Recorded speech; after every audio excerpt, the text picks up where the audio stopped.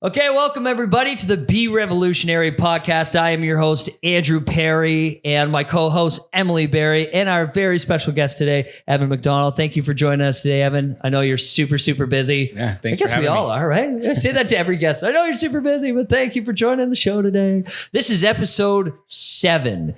007. That's how we record our episode, 007. So it's the first season, 7th episode, 007, James Evan Bond. looks like James Bond. MacDonald. Might be a Bond villain. MacDonald. Sound like James Bond. Emily, why don't you go ahead and introduce our guest?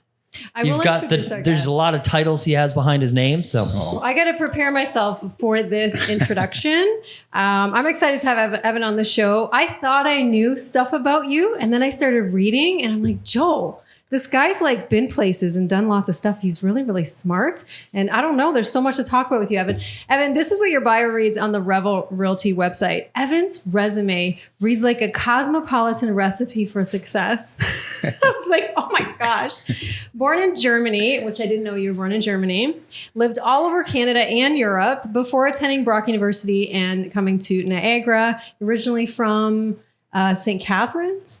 Not originally St. Catharines, but that's where I ended up. That's where you ended up. Yes, because you're born in Germany. Okay, top 10 ranking in the world for several years in wrestling. Like, this is like a huge resume. So my first question is, how did you get involved with the wrestling stuff and real estate? So tell us kind of how you. Tell us I don't know how they cross over, but wrestling. I don't know. That was just when I always played a lot of sports. I played everything: hockey, football, rugby, soccer, and then one year in high school, a wrestling coach came and said, like, you'd be good at this.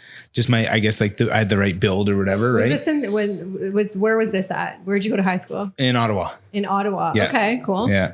So so I gave it a try and had some pretty early success naturally. And so that's how I think anybody falls in love with just about anything. Okay. You're naturally good at it. So you're like, I'll keep doing this thing. All right. And then it took off from there. I had success at every level I competed at, and obviously went to the Olympics and competed at just about every international competition going in that sport. So it was a good run. When did you go to Brock University? How does that tie in? I moved here in 2000 to go for wrestling. Brock has a good wrestling team. Mm-hmm. You basically have a choice with wrestling to compete at Brock or Vancouver or Montreal. Those are the 3 main clubs. Mm-hmm. So if you're competing on the Olympic team, you'll be at one of those clubs basically. Okay. So this was closer to Ottawa, closer to family and friends. So I decided to come here. That's basically the main reason why I ended up here. I didn't even know about Niagara. I'd been to Niagara Falls. I didn't know about Niagara on the Lake. I didn't know about this area at all. I just came here for wrestling, and then I had planned on moving back to Ottawa, but I fell in love with it here. So never left. Okay, very cool. So Evan, it goes right into real estate. It says in university, you got kind of the real estate bug. Yeah. And then it goes on to say you've since flipped over $20 million in real estate, apartment buildings, Airbnbs, restaurants, even a winery. So this was all news to me. Yeah. So so you're wrestling and university. Yeah. Is that when you met your lovely wife? Yeah, that's how we met. Okay. Yeah. I always assume that's how you met. Through wrestling or? Yeah. Yeah. So wrestling is one of those sports where the men and women will compete in the same room and train in the same room. Right. So it's a weird, definitely weird environment. Not all clubs do it. A lot of clubs will separate the men and the women, but some other clubs, they'll have them kind of training simultaneously. Okay. So you go on trips together, and the national championships are hosted at the same place, and even the Olympics and world championships will all be at the same place. So Cool. we would we travel all over the world together and competed together, and obviously fell in love. And can we give Jessie a shout out? Because I know you've been really successful with your wrestling, but can we give her a shout out? Oh yeah, tell us about Jessie. Jessie's a beast. She had more success than I did. Can she bench press you? I'm sure she can. She definitely bench press me. Yeah. No, she's I've never met anyone in my life that works like she does. She's nuts for sure. It's concerning sometimes. She's laser focused on something, and she doesn't stop till she gets it. But she's one of 5 women in Canadian history to win the world championships in wrestling. That's awesome. insane. Yeah. And she was, I know we're talking about you today, but Jessie's just super cool. I remember you had your daughter. Yeah. And I remember seeing a picture on social of her winning something in wrestling. And I thought, oh, that's nice. I wonder what year that was. And Joe's like, Emily, that's now. She just said that. I'm like, no, she just had a baby. And that was like how many months after she had the baby she was wrestling? 3 months after having Ella, our daughter, she won the national championships. Wow. So, I can't even get myself out to work out. You guys are amazing. Insane, that's crazy. Match made in heaven. Okay, so do you want to start telling us, Evan, like what are you doing today? Because you're doing so much. Like you have all these companies. Yeah. You've got properties. You do real estate investing. Do you want to tell us a little bit about your new company? Well, so focus on today. Well, yeah. So things are a little bit. I've done a lot of things out of necessity, and that's kind of, I think, the way that everything's kind of flowed with me. So when I was in university, as a rookie on the wrestling team, I was in a house with a bunch of wrestlers, and I was kind of like, when you're the lowest on the totem pole kind of thing, you get bullied by everybody. So I had to collect the rent and give it to the landlord. So I had 4 other guys that live with me, and they just made it hard for me to get the rent. So like, it was like, hey guys, like, the landlord's coming in an hour. I got to give him the rent. You got your rent? And at the time, I just assumed that you don't pay your rent like on time, you're out on the street immediately, right? Like you just don't know that. You're young and you just think that the landlord's got all the power.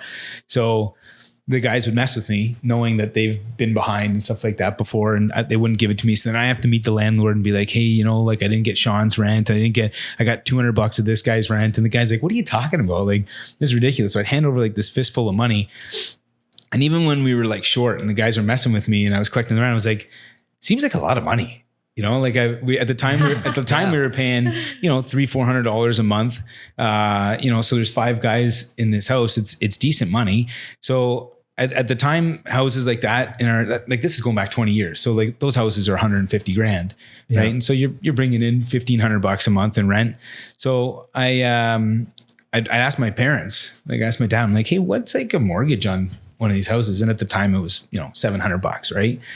So I was like, man, like this is a business to get into. Like this guy shows up once a month. How old were you then? It was 20. Yeah. Yeah, it was 20. Okay. But I wasn't making any money. I didn't have a job. Like I'm traveling all over the world wrestling, and you're basically getting paid minimum wage as an athlete in Canada. So I'm all over the world, and my focus is training. And then so I go to the bank and I'm like, I'd like to buy a house. And then they're like, what's your job? Don't have one. Just want a house. Like should work out. Like I got a bunch of wrestlers I can put in there. And so, so then they're like, no, that's not how it works. And I was like, so they're like, you have to build your credit. And I was like, okay, can I get a credit card? And that was a big no as well. So it was a bit of an eye opener. I was like, man, how do you get yourself into houses? It's a challenge. So it took me from that point, probably took 2 years to kind of figure it out and come up with a scam to make it look like I could buy a house. And then what I did was I took a $5,000 OSAP loan and bought our first house.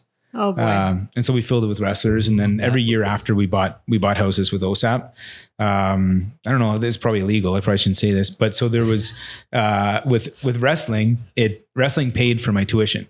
Yeah. So I never had to pay for tuition. Otherwise I probably would have never gone to university. Were you buying these properties with yourself? You say were you buying it with Jesse and I? You and Jesse. Okay. Yeah. Okay. So you're already with Jesse. You guys have been together a long time. Oh yeah. Oh wow. We have like crazy. Anniversary. What's the nice anniversary coming up? Do you know? We just had our 16th anniversary. 16th? Yeah. My 16th is in 2 days. That's crazy. So we got married the same year, I think. I guess so. I'm only on 6. Yeah. 6. Yeah. Well, 16 yeah. Same year. Yeah. Cool. It's pretty crazy how long we've been together. So, so we were buying houses with student loans. And then, so the way that they time the student loans, they give you your OSAP based on how poor you looked. And then, so we would fill out the forms that were, basically super poor. And then we'd get the max OSAP and it'd be enough as a down payment to buy a house. Right. But then the way it works with OSAP is you're supposed to pay your own tuition. And then with wrestling, they would cut me a check directly to the university. Okay. So then wrestling would pay my tuition and I would keep all the OSAP. So the bottom line is, it says success and perseverance. You were determined to do this. Yeah. There's some challenges ahead of you. You figured out how to solve those problems, which is what real estate's all about. Solving problems. I want to lead into that you do run along with Jesse and Emily Frazier, the St. Catharines Revel office. Yes. I should have had that in your intro. Sorry, I'm still in training. That's why I let you do the intro. Podcast. So I didn't think you'd screw it up. I did screw it up. What did I miss? the head coach of St. Catharines. Head coach of St. Catharines. So all the stuff you do, and you also help run St. Catharines office. Yes. Okay. Amazing. So like today, like what's your focus today? And I want to kind of lead into how your individual businesses were affected by COVID. And then kind of today, I do want to give some insight on your thoughts on the rest of the year and what's happening right now with investing, with commercial properties, things like that. So how were you guys affected at the beginning of the year? When COVID first, it's funny because I have a lot of different businesses. So like we have a plumbing company, a stucco company, development company, property management company, the real estate side of things. We started a marketing company last year.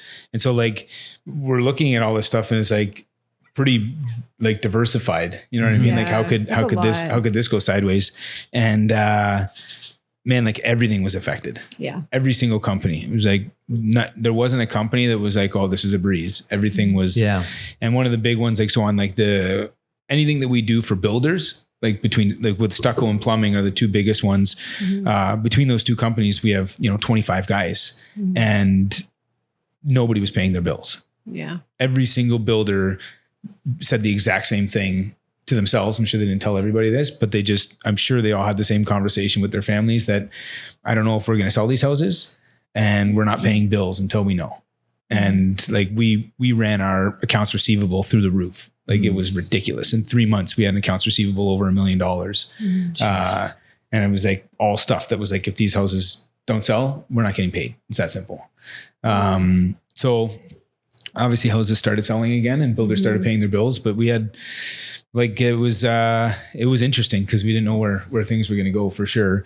And then a lot of the stuff slowed down. Like we've got interest in restaurants and they really, man, they got hammered. Yeah. Everything that I do is backed by real estate. So that's where like I've invested in restaurants, but I own the real estate. So you got your hand in a whole bunch of stuff, right? Yeah. And there's so many different things that you were doing. So when COVID hit, you were affected. So you must have a lot of employees with a lot of these companies. Were there employees that you had to lay off? How were the employees affected? I basically made I was talking to Jess about it when this all happened because it was pretty crazy times. Yeah. There's a lot of people like, man, I'm going bankrupt. I've heard that from so many people. And so I looked at it and I said, you know what, if this thing's going down, like I'm riding this thing right to the bottom. So I didn't lay off one person. I just we had a meeting with every single person in every single company and just said, like, I'm not going to let this virus, this flu, like take us out. So I'm just going to keep going. We're going to follow the rules. They've set out strict guidelines and we're going to follow them. We're not going to be like idiots about this, but we're going to find a way to keep running our businesses and keep the doors open and keep making money and keep putting food on everyone's table. Because the more people, in my opinion, the more people that went on unemployment or CERB, the worse it was for the country and the worse it was for anybody getting back on track. So the more people that took a stance like that, I thought would be better. The easiest thing I could have done was lay everyone off, especially like as our accounts receivable started going up. I was like, oh man, like this baby's getting crazy because it got out of hand. And so it would have been way easier to lay every single person off and just protect our interests. But I didn't want to do that. A handful of our employees asked to be laid off. Just they have elderly family or my one guy that works for us, his son has a lung issue. So they just didn't want to take the risk. And that's an option I gave every single employee. I said, everybody has the option to be laid off right now. Yeah. Like if you guys want to be laid off, take it. Like, I'm not going to tell you have to stay here, but I'm working. So a lot of people stayed and it worked out. That's amazing, Evan. I know Andrew and I have talked about when COVID hit, how we responded with our businesses, but also how, the small, silver linings that came out of it. Like, tell me about you and Jesse were all of a sudden home with your little girl. Yeah. Right. So was there some moments that, wow, like this really slowed us down? Yeah. And family time. I mean, that's what I got out of all of this was the lockdown was very scary for all of us. And it is we're not out of the woods by any means. Right. But I look back on those months and I think I'll try to always remember, like, we had some good times. Yeah. Like when life just slows down. Like a year ago, if we would have said, imagine a pandemic next year hits and we're all locked down at home, we would never believe something like that. Yeah, it's crazy. But that was us for a couple months. Like, did you guys really slow down? But you were trying to, with your businesses, I guess you had a lot going on, probably on the phone. Like yeah. all And day, I honestly didn't slow down. I almost had to like pick up the there was slack a more. little bit Okay. because I had to like, because now you're trying to keep this like that consistent output of work. Yeah. And communications but- with everybody. There But was still a everything lot. was harder. Yeah. So like it was harder to get materials. It was harder to get, vehicles fixed. It was harder to get like you name it, it was harder. And there was a period there, like a good 2 months where like everything was a nightmare. Yeah. Right. So like it doesn't change the cost of a quoted job. Right. So like with the plumbing company, we've quoted the work on 100 houses. Like that's the price. Yeah. And then price of materials are going up Goes up. because they can't get stuff over the border and the exchange rate's already bad. And then the delay to get materials. So now a job that should take a week is taking 3. Oh my gosh. So it, like you, and all you can do is work more hours. Right. So I hope you've definitely- had some days and some times where you turn your phone off and just enjoy we sat and watched the movies and went for walks. We went for a lot of walks and a lot of bike rides. Yeah. Like we got into bike riding for sure. I remember Yeah. seeing some of Yeah. those I went to posts. go look at bikes. I couldn't believe how couldn't expensive find a they bike. were. You No, couldn't I could find find a bike. 100 of them, but look at they're so expensive. Last time I bought a bike was CCM and it was like $175. I was like 10. Now they're all like minimum $500. Everybody's spending like all this money on We did bikes. some bike riding. Yeah. But Evan, sounds like you were super busy during the lockdown. I think I'm going to switch gears a little bit to commercial properties right now because Yep. there's some vacancies at plazas. Yep. What's your take on commercial property? I just sold one last week, a commercial property. And do you think values have gone down in commercial? What's your thoughts? There's always going to be a change. Like there's constant change. So every year something's hot and something's not. Like that's just the way it is in this business. And it'll always be like that. And right now, commercial's not. It's like everybody in business right now is on the fence of what is going to happen, how things are going to change. Amazon has changed the world. Yeah.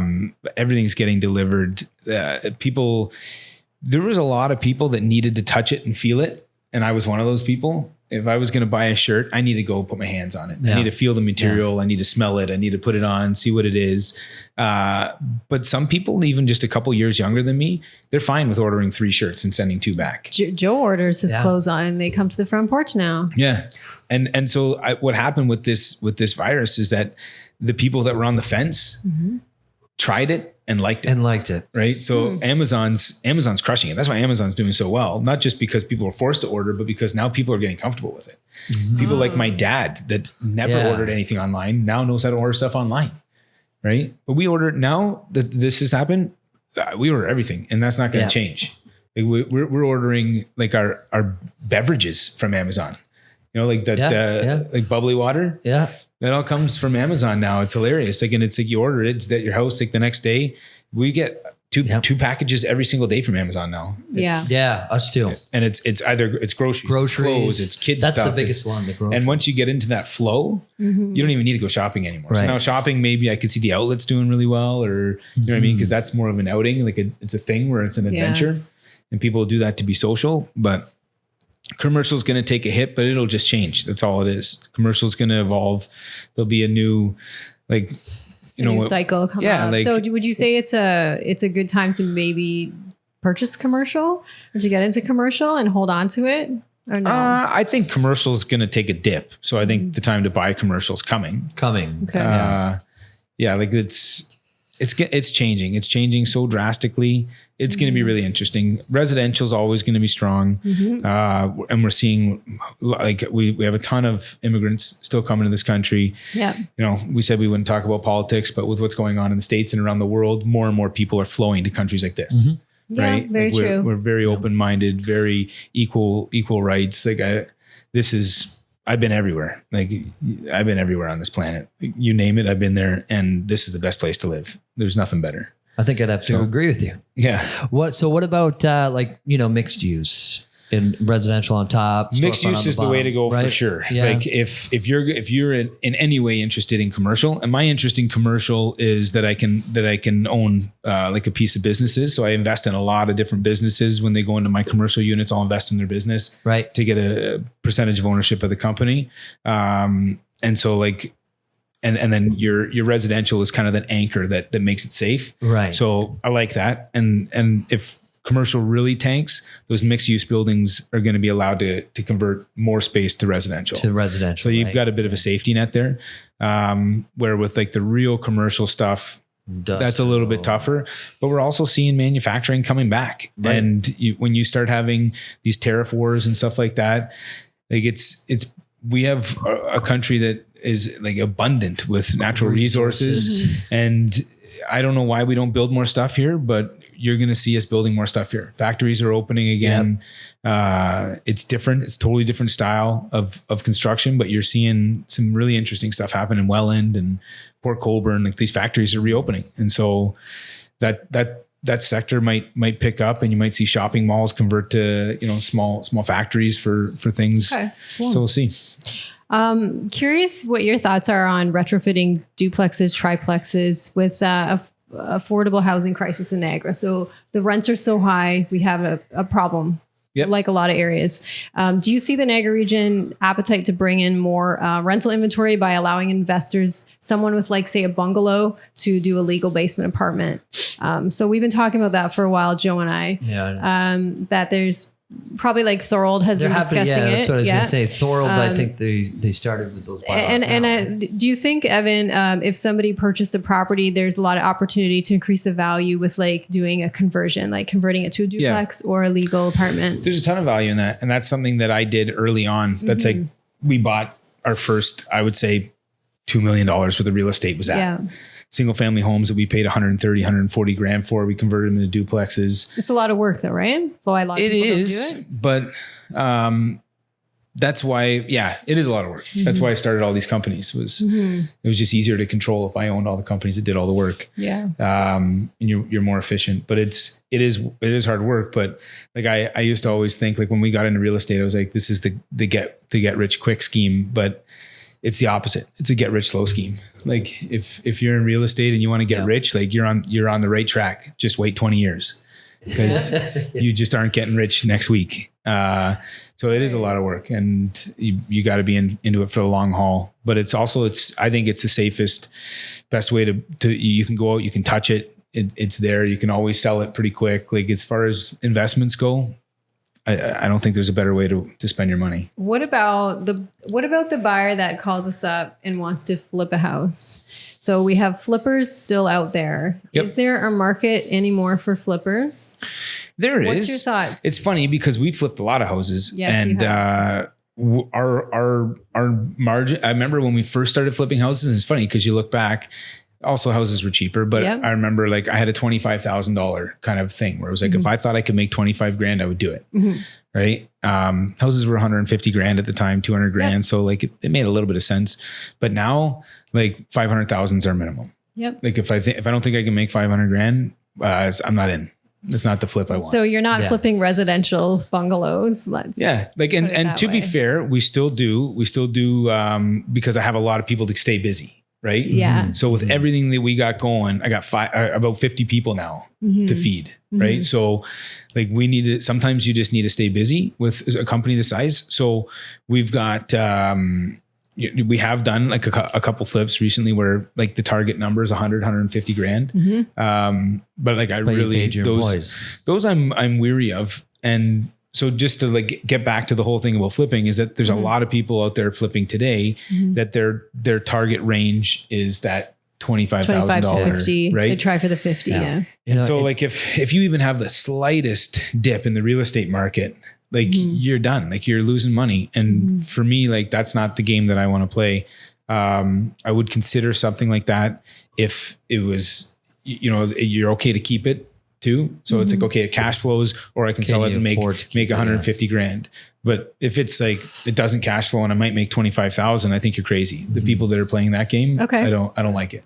Okay. Hold on, Emily, to cut you off. This is an interesting topic. I think we're going to take a quick little break and then we'll hop back in. Mm-hmm.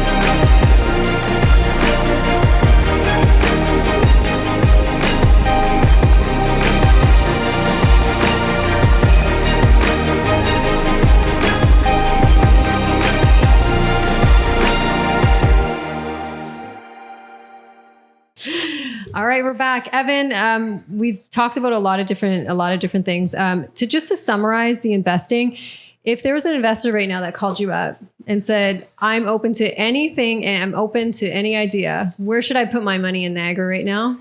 What advice would you have? You asked me that question about like 30 seconds ago. gave me a warm up and I've been struggling with it because real estate is a funny animal. Okay. We've had some deals where you just like knock it out of the park, where it's just like, it just comes across your plate and it's just an absolute, like, that's one that you talk about like over a cigar, like for the next 20 years. Sure. We like, there's those deals where like something comes, you do no work, you're in and out of it, you make $1 million. Like that's what this business is. It happens. But it's rare.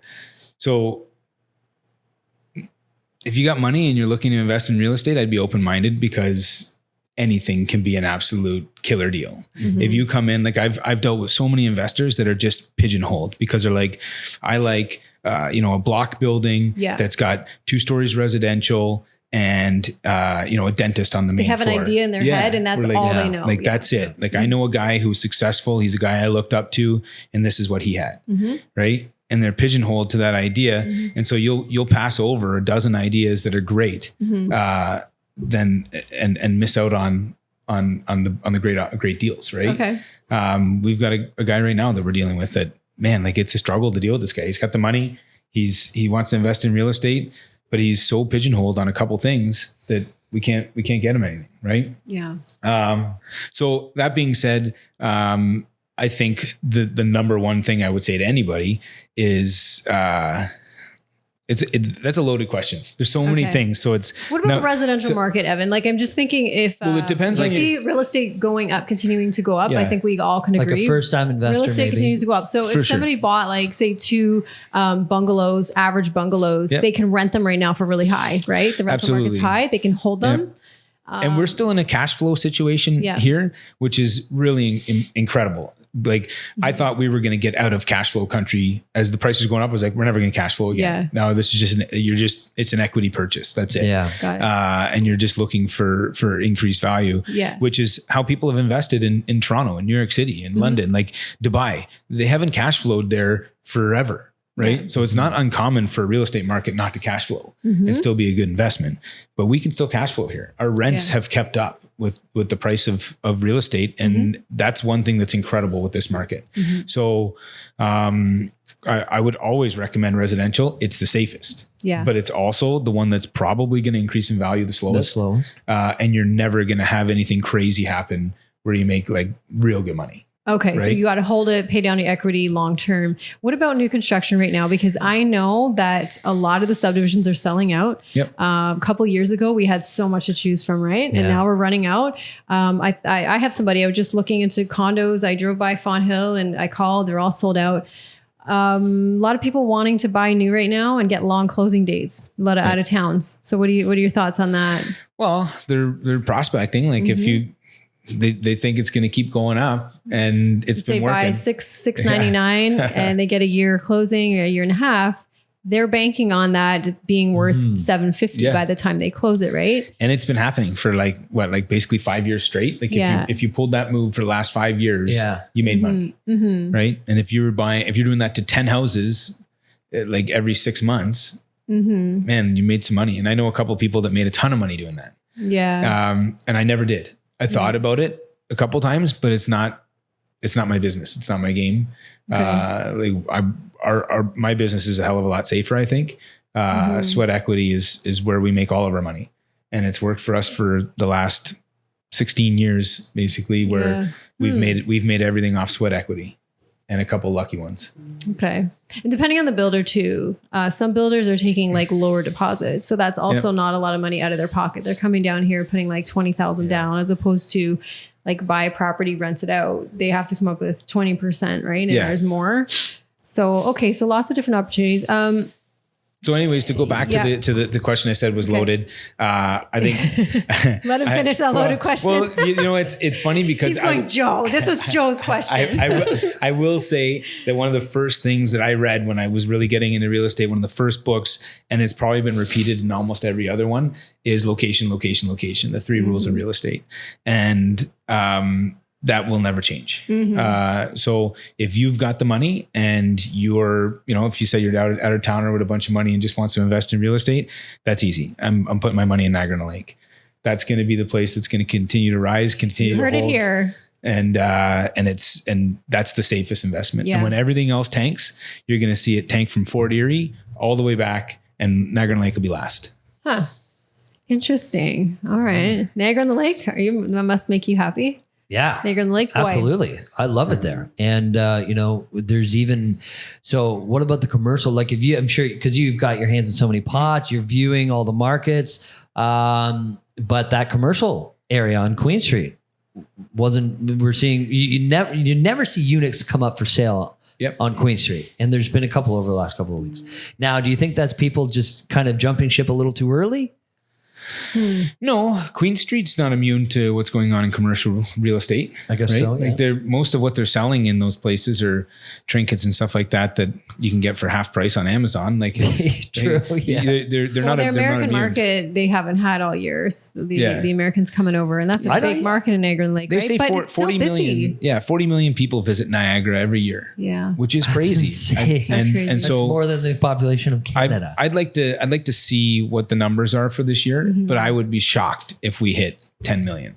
Right. Yeah. So if you think, 40 million people, everybody that comes spends $1,000, let's say, like you drop that down to 10 million people, that's a lot of stores that just aren't getting enough. Yeah. Right. So commercial is going to get hit hard, no doubt about it, but it'll get replenished. Okay. It might be next year that Queen Street fills right back up and you see everybody, but they're also putting their places up for sale for ridiculous amounts of money. Right. Like there's no chance to cash flow. I looked at that one on Queen Street, $2 million. Yep. Right. That's what I was talking about. I like commercial. You put a little apartment upstairs, but you got negative cash flow of $5,000 a month. It just doesn't make any sense. Yeah. So like if you got a ton of cash and your business is to park some cash and wait 5 years and sell it for more, that probably makes sense. Mm-hmm. That's not my business. Right. Oh, God. So many questions for Evan. What about developments? Like if you could develop something in Niagara Falls right now, what type of property would you develop? Like mid-rise, condos? What do you think you would invest in? If you got a hold of some property and you were I'm working on a couple condo projects, and I'm hoping that by the time everything comes together, I nail the timing. Mm-hmm. We're not there yet. Mm-hmm. The numbers aren't quite there. We're close, but we're not there. So what I'd like to do is start building condos with amenities like you see in Toronto, restaurant on the main floor, rooftop pool, that's cool. Patio, gym. Evan would do it too. Yeah. That would be cool. And so we've started designing a couple, and we've got a couple pieces of property that we're working on. Yep. So I think that's what's next in this area. Condos are happening. I cannot believe nobody's doing it yet. Nobody in this area has done it. You go to Toronto, you go to New York City, the condos have amenities. You can eat in the condo. You got a grocery shop. Yeah. And we don't have that here yet. And I think that could be where we see the change in commercial, is that it's accompanied with residential, but in like a more boutique hotel style. We need to be revolutionary. Yeah. You need to build it, Evan. You need to be the first. That's the plug. Prices need to go up a little bit more. So you got to hit that like $600,000 to $800,000 base to justify it. Okay. And we're not quite there. Okay. But we're knocking on the door. So all right. It's coming. Awesome. Let's switch gears to Airbnbs and vacation rentals, because I really wanted to pick your brain on this today, because I know you have a lot of background with that. You own properties, so tell us about some different properties you own, cottages, Airbnbs, and how they've been affected this year and where you kind of see them going. Okay. So we have stuff in Niagara-on-the-Lake, Niagara Falls.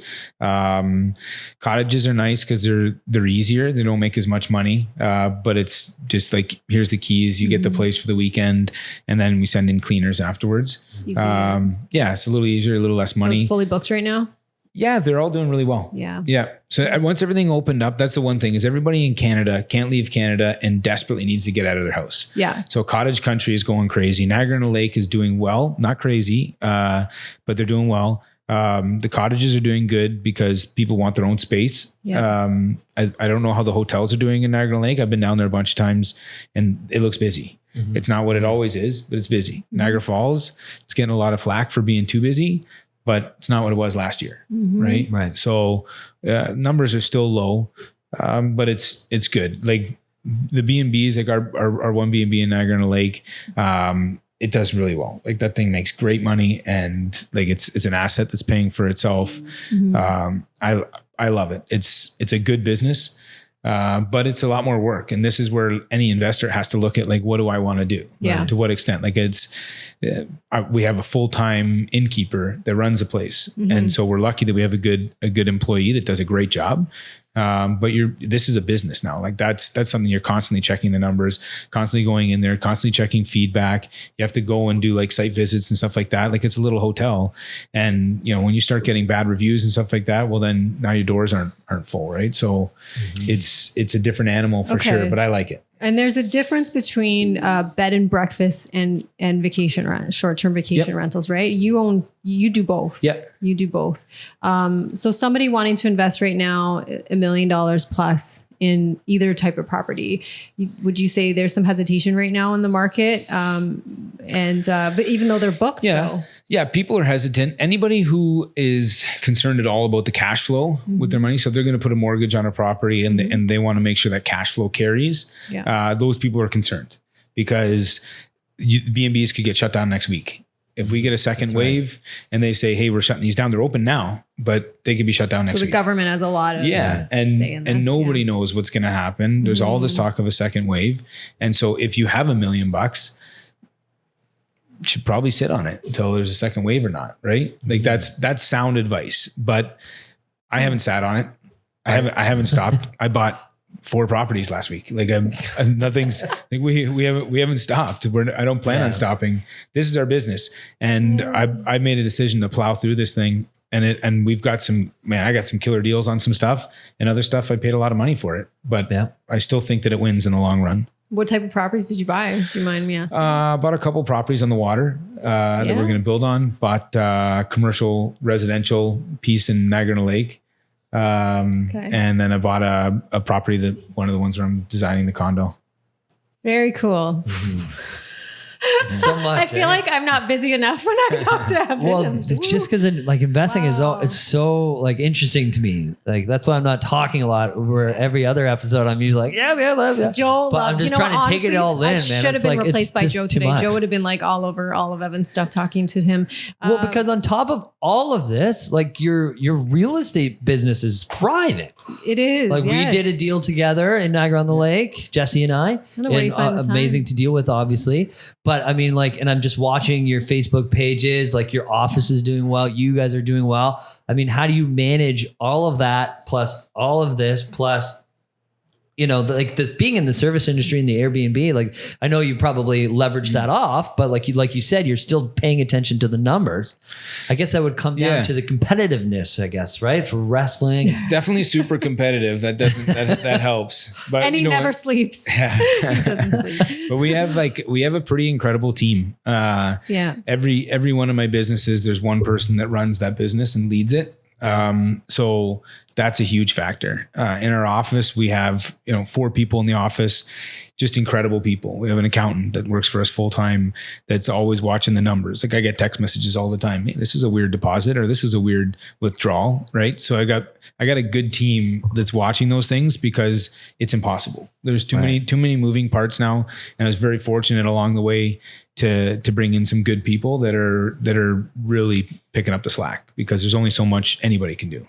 So you need that. Like if once you start to get to that point where you can't handle it, you got to invest in your team. That's key. So you're the operations. Yeah. Yeah. And laborer. I see every time I see him. It's like I just came from a job site. He's definitely doing some work today. Well, that's the one thing is I love working. So that's amazing. I'll be in the office and you just get bombarded with paperwork, and it's just like, no, sometimes I'm just like, you know what? I just close the computer down, grab a hammer, and go to work. Like when we get new properties and we're doing the demo, I'm there because it's like, it's the best way to just relieve some of that pent up. You got to put more of that stuff on social media. Yeah. All I see is like the glamour shots of you and Jesse. I want to see like Evan, like, building something like in his work booth. With the wrecking ball. Okay. So guys, I'm excited to talk about luxury today. That was my last topic I want to bring up. Obviously we have the brands, Revel luxury brands, but you guys are really into luxury stuff and you have a really cool eye for design. And I just think that you're great to talk about luxury today. So tell us about how you got into luxury, maybe your first property that you built that was luxury and why you have such a passion for it. We've always enjoyed like the luxury side of things for sure. But we have been spoiled. We've traveled a lot. We've seen a lot of things and kind of brought pieces of that back. One of the things that we do when we build houses and in our own houses is we want them to feel like have a spa feel. So we want to have the amenities that you're like, when you go home, I want the house to feel like it has a spa, it has a theater, it has an entertainment wing, like cool kitchens. But the properties that we build on are typically either ravine, waterfront, you like the waterfront stuff, vineyard stuff where the view. So like we'll do a lot of hardscape in the front. And then as soon as you hit that back door, you're in a different world, right? Where it's all trees and the view of water or vineyard or something like that. So it's more lifestyle, I guess, than anything. But like what we're aiming for is kind of that feeling that like we work so much and we travel a ton to kind of recharge.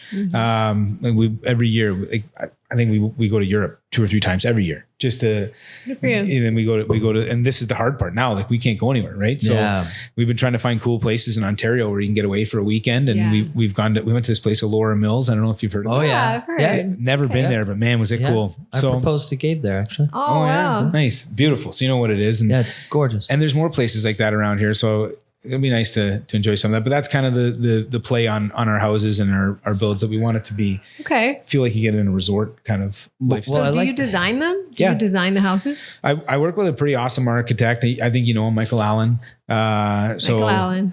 So we do a lot of work together. And it's just fun with a guy like that to sit down and kind of throw ideas back and forth. And, usually a $2 million build is an $8 million build by the time he's done drawing it. So then we got to scale it back a little bit. Sounds about right. So you build to sell them, right? Yep. Who's your target buyer?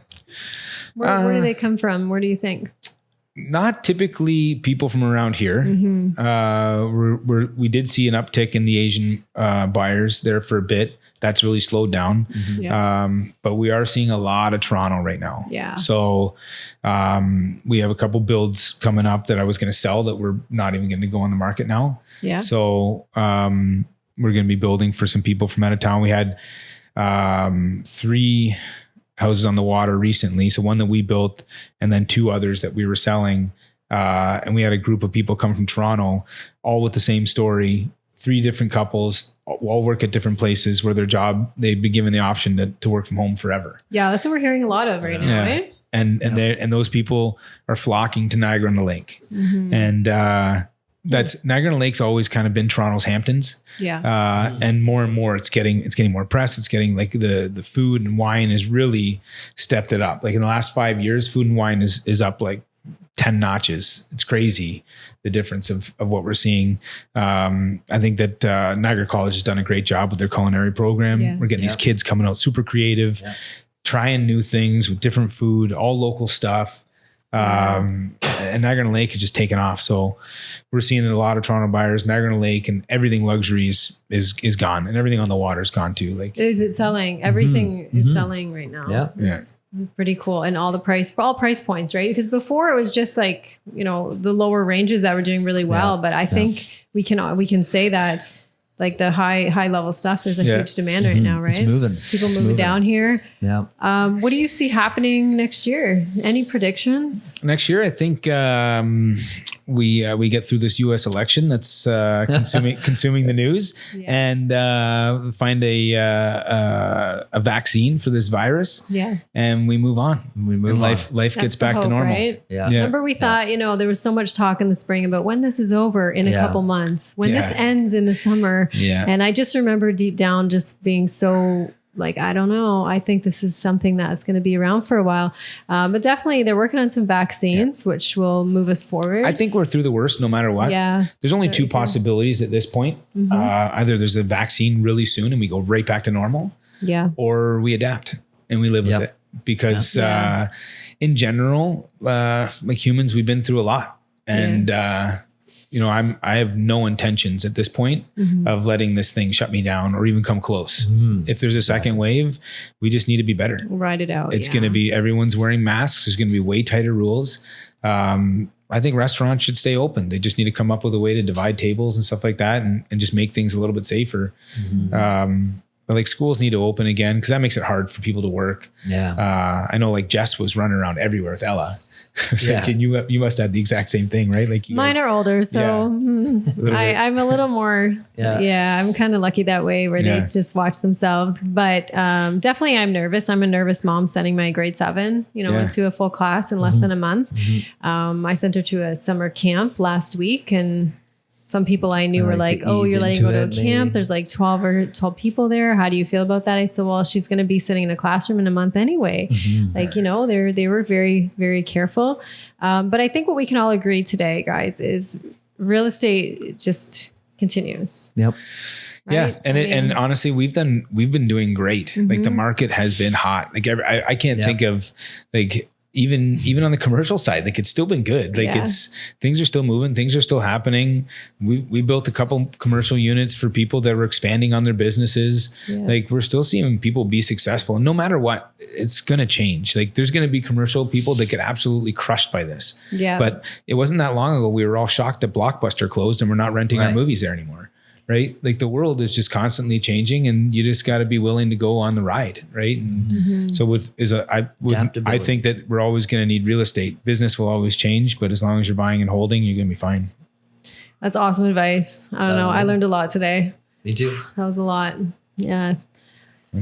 Well, I think that's great. I mean, that's a wrap. I'm good. That's a wrap. I'm not good in introducing, which I'll work on, guys. And I'm not good ending. So you can wrap us up. Okay. Well, Evan, my man, thanks so much for coming on the show today. We really appreciate it. And of course, Emily, thank you very much. And of course, Cam behind the scenes, we really appreciate everybody's time today. And of course, you, the listeners, I wouldn't want to do it without you. And I certainly can't. So thank you very much, everybody. And we'll see you next week.